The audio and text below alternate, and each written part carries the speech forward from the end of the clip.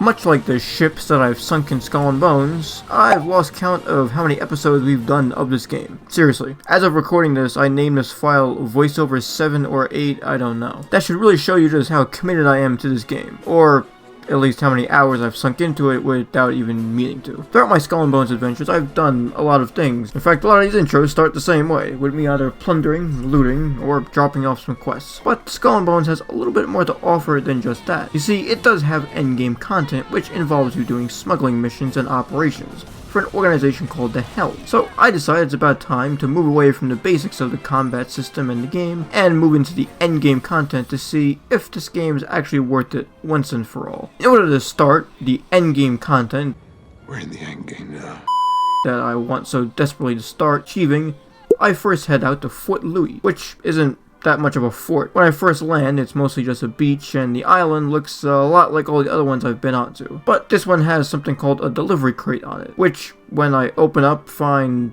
a whole lot of deliveries that have already been given, and go ahead and submit my own contract quest to complete that. But Fort Louis doesn't really have much fort in its name, and it doesn't really help me much. So, as I'm going back to St. Anne to go to the endgame content, I actually come across another one of these little merchant ships, which, if you've seen previous episodes, I usually fail at these missions incredibly horribly. But since I'm now in an upgraded ship, I figure it might as well be time to finally succeed in one of these quests. And I go ahead and start escorting this little sea people boat all the way back to one of the lumber yards that just is across the way from St. Anne. It goes pretty smoothly up until I find these French ships and realize they're not exactly all that friendly and fail the contract. I guess on the bright side, at least I made it like 1,000 feet, yards, kilometers. I don't actually know how the measurement works in this game. I finally dock at St. Anne without the merchant ship to help me out with loot, and this guy just runs on by as my cheering section cheers me on once again. But I'm not here for them. I'm here for that endgame content. When I first arrive at the bar at St. Anne, apparently the bartender plays dumb and doesn't actually allow you to move forward with the endgame content until you get little cutscenes and dialogues to send you on your merry way. Once there, the quest giver for the endgame content explains to me just how it works, which involves collecting raw materials and then using them to create finished products, which in this case is a bunch of white skull rum that a smuggler across the seas just happens to be looking for. I accept the contract and go ahead and collect some of that very rum that I need to create and craft in order to complete the mission. But I'm going to need a lot more than just rum if I'm hoping to complete this endgame content, which means a trip to the blacksmith to upgrade some of my gear. And once that's said and done, I go ahead and unfurl the sails and head forward almost 7,000 kilometers towards the quest site I have to go to. And I go ahead and save you the trouble of having to watch me go through 7,000 kilometers of the sea and send you right to the island.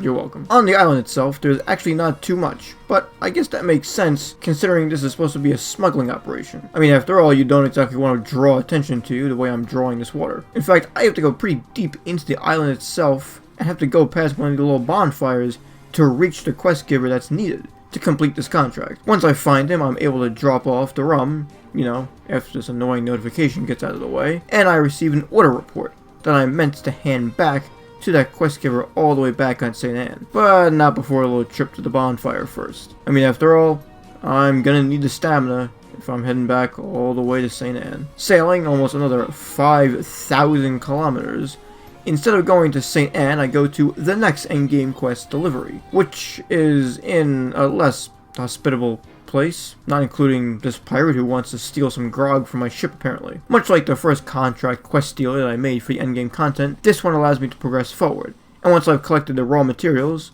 I head back to St. Anne, and again, after I go ahead and refine more products and do some more endgame quests. At this point, it's mostly just a continuous cycle of me looking at the supply network and referencing the order registry to be able to not only collect raw materials, but then also refine them into products to be used for later. Much like all the other quests, they usually involve me going back to St. Anne and heading out to different islands all across the map in order to be able to collect these materials and then later refine them. But there is one small caveat. When you're transporting materials and goods on their smuggling quests, you don't exactly have allies on the seas. Ships like these, which apparently represent rogues that don't belong to any faction, will sometimes literally burn you. And not only just because they want to steal your goods. You see, the ships here are carrying their own goods of themselves while trying to steal my own at the same time, which is a real catch-22 situation. At first, I go ahead and try to smuggle some of these ships and steal their goods by boarding the ship itself, but I accidentally set this one on fire while I'm apparently burning myself. So, 1 of 3 doesn't exactly go as I want it to. My ship has this really cool, like, ghost fire effect that I actually didn't notice before. And while this ship tries to get away, my ship is much faster ever since I upgraded it during the last episode. And unlike the first one, this ship I actually managed to hit with my hooks. Even though they kind of magically, like, floated above the ship, which I'm not gonna complain. The final ship, I figure, isn't really worth trying to board. And since there's a very nice enticing flaming barrel right behind it, I give in to my temptation and just smoke the ship right there. Now that I have all the raw materials that I need to continue forward with some more endgame content, I go ahead and land back on that island that I was originally, and pick up a piece of paper off this corpse that was magically just very well preserved. Don't know how that happened, but sure wasn't me. What was me, however, is lighting another bonfire so I get another 20 minutes of extra stamina. And I meet the same quest giver that I did the first time, who I guess apparently forgot that I was there like 20 minutes ago, and already has new supplies, which is another thing that I'm not really gonna question. Now that I left this island, and I might as well buy a condo there, considering I practically live there with how many quests I keep giving, I finally find another one of those lost ships that I need to escort to its destination. However, unlike all the other quests that I keep failing at, this one's an actually armed French ship, which is a tremendous help over those little, like, sea people fishing boats that I keep finding and sucking at. But I guess the offset, well, let me redo that. I guess the offset here is that this ship is actually trying to kill the French ship around me and is well armed. But thankfully so is the French ship, and what makes this a little unfair is that I'm already at a French fort where I need to escort the ship, so there's not really any harm, and I'm able to complete the contract pretty quickly. And the extra silver and commodities are certainly worth it with all these smuggling operations that I've been doing. Once I head past that French fort, go through the stormy seas, and arrive once more on the island of St. Anne, I've gotten a new quest that's different from all the other endgame content that I've done so far. This one sends me off to another island, all the way on the other side of the map. But before I set sail for that little far-flung island, I go ahead and hit up one of the nearby distilleries at St. Anne to go ahead and start making some final products before I set sail. And when I tell you I'm setting sail, I mean over 10,000 kilometers forward sail. And also, while I'm going on 10,000 kilometer sail, all of those rogue enemy ships are going to be attacking me the entire way, like right here. Thankfully, my magical hooks are able to sink themselves into ships and float in the air, so I'm able to board ships and get a lot of different kinds of loot and supplies,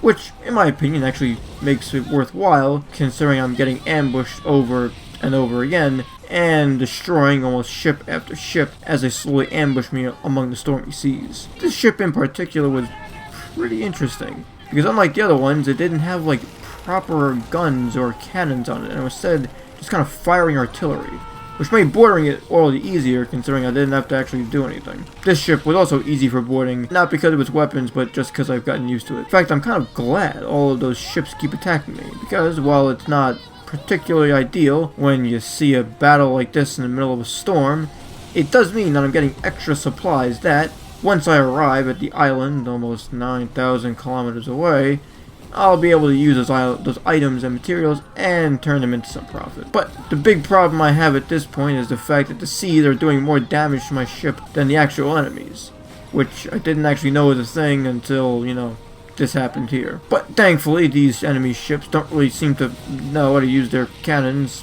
at the seas, which feels like a pretty glaring issue if you're going to be a pirate. And I'm able to actually navigate and blow up some of the vulnerability points on these enemy ships to make sure that I'm able to board them quickly and avoid the high seas. Although I'm not going to lie, this cutscene was pretty cool. I really liked the fact that the ocean water was just kind of cascading over. And speaking of cascading over, if you've ever wanted videos cascading over into your subscription feed, consider hitting that subscribe button below, liking this video, and checking out all the other videos that are available on the channel. My channel itself is admittedly still pretty new, and we've only been doing this for a few months, but every new subscriber counts. And if you're someone, or specifically 3 people, who just found out about my YouTube channel recently, it'd be really cool if you checked out all those other videos. You guys know exactly who you are. I was gonna tell you about my channel at some point, and everyone who doesn't know what I'm talking about thinks I'm crazy. So whether you think I'm crazy or not, consider hitting that subscribe button and liking this video once again. It really does help out, and it shows me that, you know, I'm not sending out these videos into the void, and there are people who actually enjoy it, unlike when I was doing this journey into the void of the sea. Finally, after I've gone through all those tumultuous waters and destroyed an endless amount of ships at this point, I'm now only 6,000 kilometers away. I'm not gonna lie, I forgot how long this journey was, and if you think it's long just looking at it from the compass, imagine how long it was for me actually going through it. Even though there are no more stormy seas, the seas themselves are still littered with all of these enemy ships, and I go ahead and sink them into the depths. In fact, while I'm along the way, I actually am able to harvest some wood, which I don't actually need anymore.